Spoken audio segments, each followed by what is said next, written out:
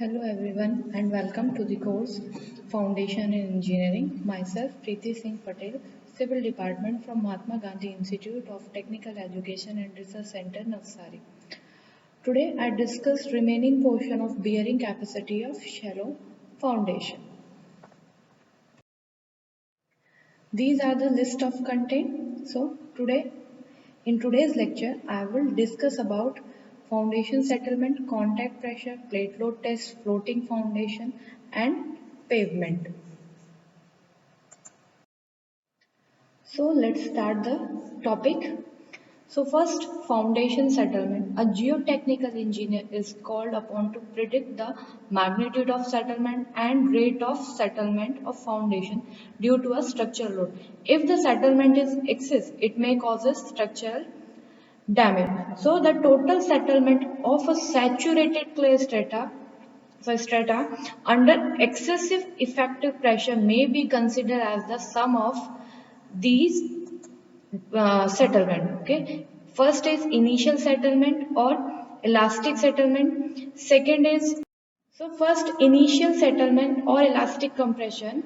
This is also referred to as a distortion settlement or contact settlement, and it is usually taken to occur immediately on application of the foundation load. Such immediate settlement in the case of partially saturated soil is primarily due to the expulsion of gases and to the elastic compression and rearrangement of the particle. In the case of saturated soil, immediate settlement is considered to be the result of vertical soil compression. Means when a partially saturated soil mass is subjected to external load, a decrease in volume occurs due to the expulsion and compression of air in the void. A small decrease in volume also occurs due to the compression of solid particles is known as immediate settlement. The decrease in volume of soil mass due to the compression of solid particles and expulsion of air is known as immediate settlement or initial settlement or elastic compression. So immediate settlement in cohesionless soil. Settlement of foundation on cohesionless soil takes place very rapidly after the application of the load. Because of the difficulty of sampling in cohesionless soil, it is not possible to obtain the stress strain characteristic of the in situation soil. So that settlements are generally determined indirectly by using standard penetration test or static penetration test by using the chart developed by the standard penetration test. Okay, so this method has been developed for use with the Dutch cone and the penetrometer, but can be adapted for the standard penetration test. And the immediate settlement can be or is given by these equations. Okay, where H is the thickness of the layer getting compressed, sigma naught is the effective overburden pressure at the center of the layer before any excavation or application of load. Delta sigma is vertical stress increment at the center of the layer, and Cs is the compressibility constant, which is given by this equation. Okay, this equation. Cr being the static cone resistance and sigma naught being the effective. Next, primary consolidation test or primary consolidation phase. So this phase is a consolidation settlement result from the change of volume due to a water expulsion from soil voids. It occurs in saturated cohesive soil and the change happens slow and take place over a long period of time. Means after initial consolidation, further reduction in volume of soil mass occurs due to the expulsion of water from voids is known as primary consolidation.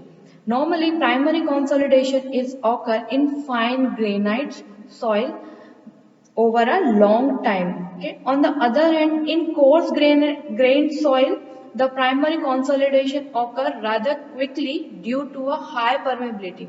As water escapes from the soil, the applied pressure is gradually transferred from the water in the voids to the solid particle. Third is secondary consolidation phase. So this phase is compression settlement which consider as a plastic adjustment observed in saturated cohesive soil. It is an extra deformation of soil occurs due to a constant adding load. Okay, and it follows the primary consolidation phase. Means the reduction in volume continue at a very slow rate even after the excess pore water pressure developed by the applied pressure is fully dissipated and the primary consolidation is completed. This additional reduction in the volume is known as secondary consolidation phase or secondary consolidation or creep settlement. Okay. Next, contact pressure. So generally load from the structure are transferred to the soil through footing. So a reaction to this load, soil exert an upward pressure on the bottom surface of the footing, which is termed as contact pressure. Okay, so the stability of any structure is majorly depend upon the soil foundation interaction. Even though they are of different physical nature, they both must be act together to get required stability. So it is important to know about the contact pressure developed between soil and foundation and its distribution in different condition. Okay. So the contact pressure distribution also depend upon the elastic property of the soil, and the elastic properties of soil depend upon the type of soil. Okay, so the distribution of contact pressure under different type of footing on different type of soil are explained as follow. So first, contact pressure in sandy soil or cohesionless soil. When flexible footing is laid on the cohesionless soil, settlement and center becomes minimum while at the edge it is maximum, which is exact opposite case of the settlement of flexible foundation on cohesive soil. But contact pressure is uniform along the settlement line. So here is the image for flexible footing and for rigid footing resting on the cohesionless soil. So when flexible footing resting on a cohesionless soil, the settlement, this is your settlement line. So the settlement at the center is minimum. You can see the settlement is the minimum at the center, while at the edge the settlement is the maximum. But pressure distribution for flexible footing resting on a cohesionless soil is uniform. Okay, so this is your pressure distribution diagram. You can see. Okay, next rigid footing. When the rigid footing is laid on the cohesionless soil, settlement is uniform. So this is your settlement line. So you can see the settlement is uniform throughout the flexible rigid footing, and the pressure distribution is non-uniform or vary. The pressure distribution in rigid footing is the maximum at the center and the minimum or gradually decrease towards the zero at the edges. This condition is applicable when the contact pressure in clay soil means a cohesive soil.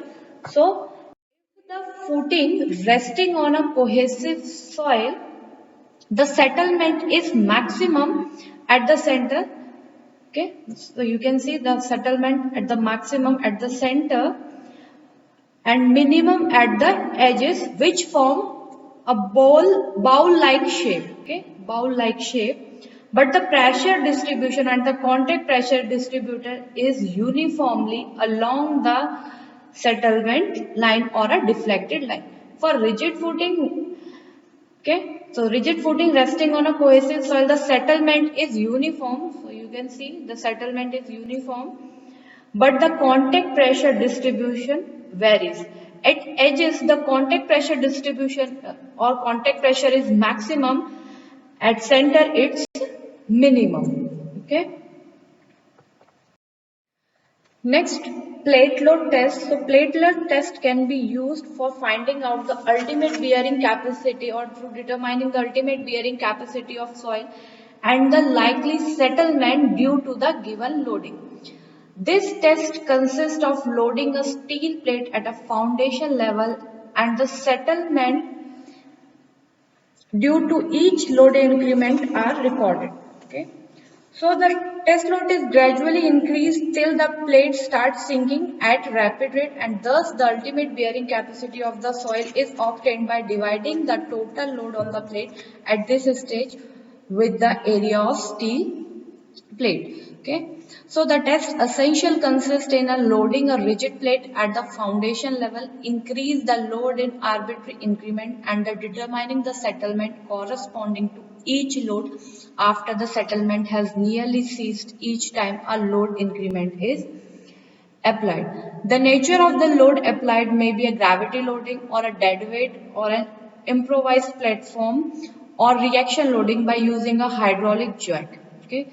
The test plates are usually square or circular and the size ranging from 300 to 750 mm side, or if the plate is circular, so the diameter, and the minimum thickness recommended is 25 mm for providing sufficient rigidity. Okay.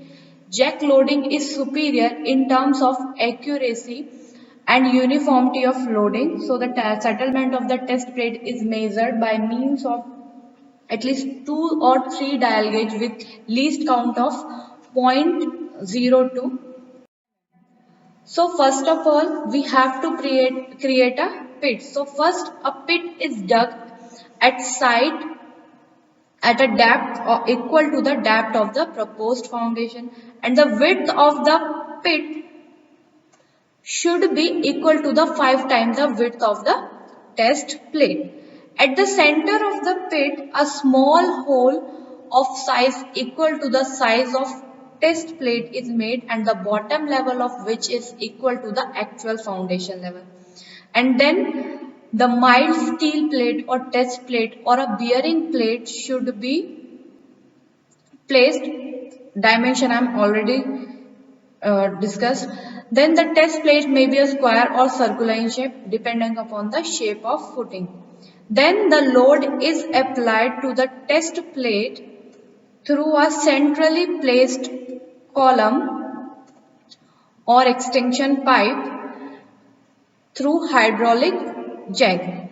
Okay. The test load is transferred to the column by one of the two methods, by gravity loading or by truss loading. In gravity loading, a loading platform is constructed over the column placed on the test plate, and the test load is applied by placing the sandbags, concrete blocks, pig irons, or steel girders. Sometimes a hydraulic jack is placed between the loading platform and the column top for applying the load to the test plate, and this form of loading is termed as reaction loading.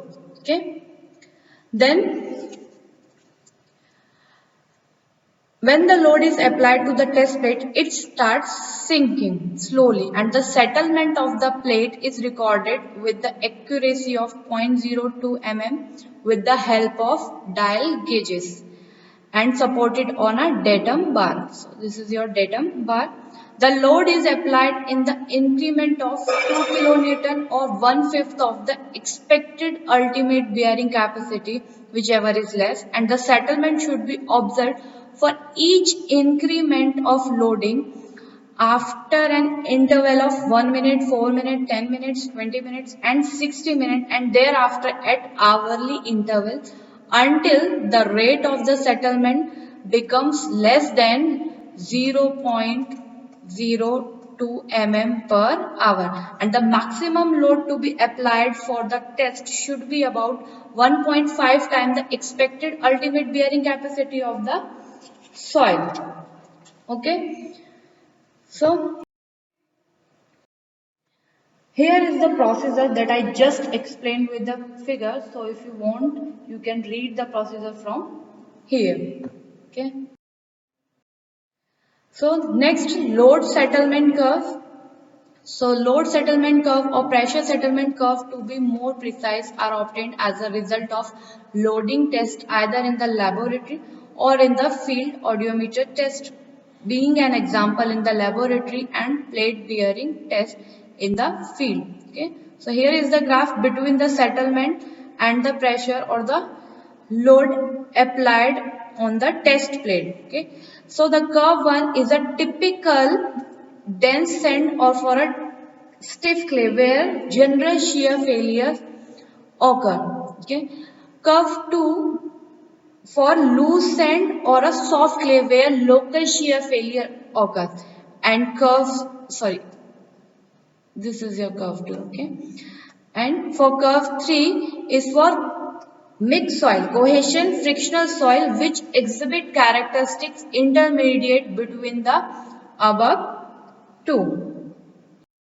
Next, determination of bearing capacity from plate load test. So Terzaghi and Peck give a equation for finding out the settlement for from plate load test. So if you want to finding out the settlement from plate load test, so this equation is used. Okay, this equation is applicable for sandy soil or for cohesionless soil, where S is the settlement of the proposed foundation, SP is the settlement of the test plate, B is the size of the proposed foundation, and BB is the size of the test place. So using this equation you can find out the settlement at the plate or settlement at the proposed foundation.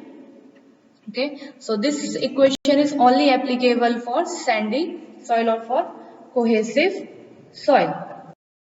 Next, for clay soil or for cohesive soil, so for cohesive soil the equation is this: S is equal to SP 2B B plus 0.3, where S is the settlement of a footing of width B, and SP is the settlement of test plate. Okay, and the size of the test plate is 300 mm of square size. So the method for the determination of bearing capacity of a footing of width B should be apparent now. The permissible settlement value such as 25 mm should be substituted in the equation that is applicable, and the SP, any settlement of the plate and the setter must be calculated from the load settlement curve, and the pressure correspondence uh, to the computed settlement, it's the required value of the ultimate bearing capacity for the footing. So next, limitation of plate load test. First is size and shape effect. Okay, so size of the plate effect are very important. The ultimate bearing capacity of a saturated clay is independent of the size of the plate, but for a cohesionless soil, it increases with the size of the plate. Okay. Next, the result of the plate load test reflect the strength and the settlement characteristic of the soil within the pressure bulb. As the pressure bulbs depend upon the size of the loaded area, it is much deeper for actual foundation as compared to that of plate. So the plate load test does not truly represent the actual condition. Second limitation is consolidation settlement in cohesive soil, which may take year, cannot be predicted. Okay, so next limitation is time effect. Okay, so a plate load test is not a short test or short duration test. For clay, it does not give the ultimate settlement, because the load settlement for clay soil is more than 1 year time is required for finding out the ultimate settlement. Okay. Next limitation is result from plate load test are not recommended to a youth for the design of strict footing. Okay. Next, the load test result reflect the characteristic of the soil located within a depth of about twice the width of the plate. Thus, it may be seen that the interpretation and the use of the plate load test result require great care and judgment on the part of the foundation engineers.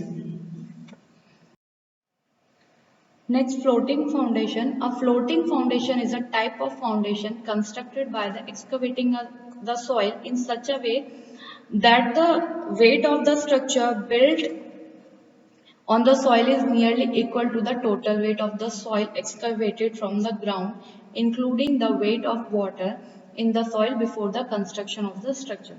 The main principle of the floating foundation is to be balancing the weight of removed soil by a structure of same weight which causes zero settlement to the structure. Because of okay, so the principle of floating foundation may be explained by this reference figure.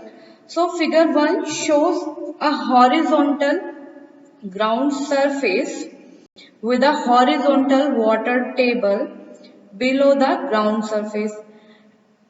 Okay. Then second figure shows an excavation made in a ground at a depth where the foundation is to be built or where the structure built in a excavation and completely filling it.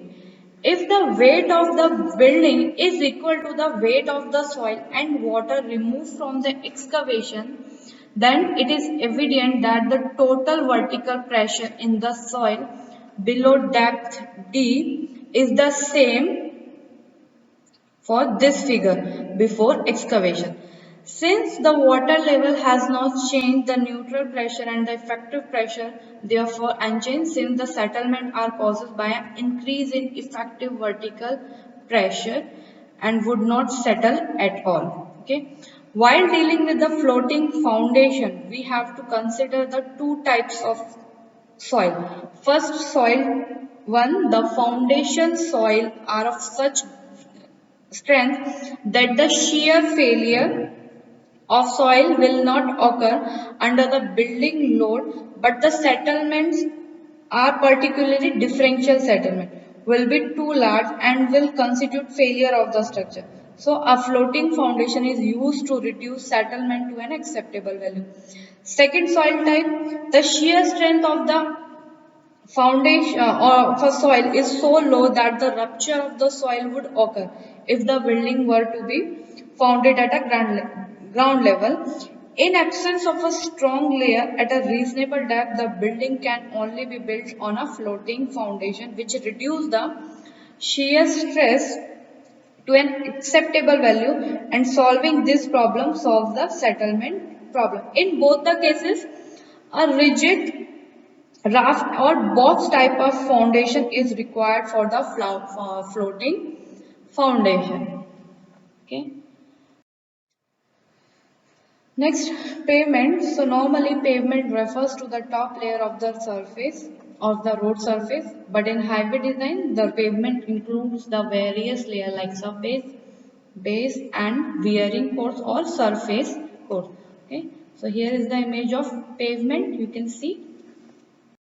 Next, objective of pavement. So first objective is to transfer the wheel load on the soil subgrade below with stability and without deflection. Second, to prevent the entry of rainwater to the subgrade. And third, to provide the level and the smooth riding surface so that vehicles can travel with speed. Next is type of pavement. So based on the structural behavior, pavement are generally classified into two categories: flexible pavement and rigid pavement. So the flexible pavement, the pavement which possesses low flexural strength or bending strength, can transfer the wheel load on the soil subgrade below by deformation action, is termed as flexible pavement. Or according to material, the flexible pavement is which is made of bitumen, aggregate, or using earth is known as flexible pavement. For example, bitumen roads, waterbound macadam roads, stability soil road, and earth and gravel road. Okay, the flexible pavement reflects the deformation of the lower layers on the surface of the layers. The flexible pavement surface also gets undilated, and the flexible pavement layer transmitted the vertical and a compressive stress to the lower layer by grain to grain transfer through the point of contact in the granular structure. In flexible pavement, no temperature stress is produced. Next, rigid pavement. So the pavement which possesses good flexural strength and can transfer the wheel load on the soil subgrade below without deformation of the pavement is called a rigid pavement, or according to the material, the pavement which is made of using cement concrete or using RCC or using pre-stressed concrete is known as rigid pavement. For example, cement concrete road, RCC code and pre-stressed concrete. Okay, here is the image of rigid pavement and flexible pavement, so you can easily understand what is the flexible pavement and rigid pavement. Okay, so the concrete layer or RCC or pre-stressed concrete road is rigid pavement. Okay, or if the pavement is constructed using the material of bitumen or aggregate or using earth or soil is known as flexible pavement. So here is the layers of flexible pavement and for rigid pavement. For flexible pavement, first layer is surface course, then base course, फिर subbase optional and existing soil which is subgrade. For rigid pavement, first course is PCC यानी plain cement concrete, base course, subbase and existing soil. Here is the comparison of flexible pavement and rigid pavement. You can read by yourself. Okay. Drainage condition. Okay. Next, ability of construction material. If the cement or concrete is locally available or cheaply available, then we prefer the construction of flexible pavement. If the aggregate and bitumen is easily available, then we prefer to construct the flexible pavement. So according to ability of the construction material, we select the type of foundation. Next, ability of equipment and skilled and unskilled level. Okay. Next, atmospheric condition like amount of rainfall and snowfall, etc. For example, if the rainfall is more wherever you construct the pavement, we prefer the rigid foundation if the rainfall is more. So depending upon the atmospheric condition, we can select the type of foundation. Next, time available for the completion of the project. Okay. And last one, level of the area above mean sea level. Okay. So these are the factors which affect the next function of pavement components. So there are 4 components of pavement. First, subbase, base course, weary course or surface course and subgrade course. So first, the subgrade, so the soil subgrade is a layer of natural soil prepared to receive the other layers of pavement material over it.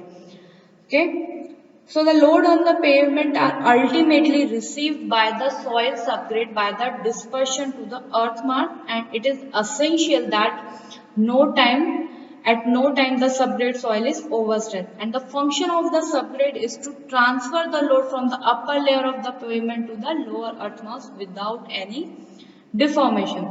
And the common strength test for the evaluation of soil subgrade means for the soil, the CBR test, California bearing ratio test, California resistance value test and triaxial compression test. Okay. Next, subbase, a layer of broken stone, sand, gravel, murram, etc. of about 30 centimeter thickness is laid over the compacted subgrade or over a compacted subsoil. This layer is called a subbase. Sometimes in subbase course, a layer of stabilized soil or selected granular soil is also used. In some places, boulders or broken bricks are also used as a subbase course. Okay, so subbase course is applied after the subgrade. Okay, the function of the subbase course is to increase the bearing capacity of the subgrade. Next, to improve the drainage property of subgrade by arresting the capillary water. Next, to prevent the subgrade soil penetrating into the subbase course, and last one, to protect the subgrade against frost action. Next layer is base course. So the layer immediately below the bearing course or surface course of pavement is called base course. Okay. So the base course consists of local soft aggregate, stabilized soil, waterborne macadam, broken bricks and slag, etc. And the thickness varies from 7.5 centimeter to 10 centimeter thickness, and the width of the base course is generally kept 30 centimeter more than the width of the bearing course on each side. So the function of the base course is in flexible pavement to distribute the load coming from the upper layer to the subbase and the subgrade, means layer by layer transfer the load, then to increase the bearing capacity of the pavement, then to prevent the mud pumping in case of rigid pavement, then to protect the subgrade from frost action and provide the level surface for the bearing course. And the last layer is bearing course or the surface course. So the uppermost layer of the pavement is called a bearing course. It should be impermeable, and it consists of a low cost surface like bitumen surface or cement concrete surface, depending upon the which type of the foundation you want to construct, like flexible pavement or rigid pavement. So the function of the bearing course is to provide a smooth riding surface. Okay, it's not a reading, it's a riding surface. Then to prevent the entry of water into the lower layer by providing an impermeable layer, and to prevent the accumulation of the dust or dirt on the ground surface, and to reduce the friction between the tires of vehicle and the road surface. So here is the layers of for different pavement, for flexible pavement and for rigid pavement, but I already discussed in previous slides. Okay. So these are the important questions which I have already covered in this video. So the important question is explain plate load test and its significance. Differentiate between immediate settlement and consolidation settlement, how they are estimated. Then differentiate between flexible pavement and rigid pavement, and then the what do you understand by a contact pressure, on which factors depend, and draw contact pressure distribution diagram for flexible and rigid footing on sand and clay soil. So today I stop here. If you have any query or any doubt, please free to ask. Thank you.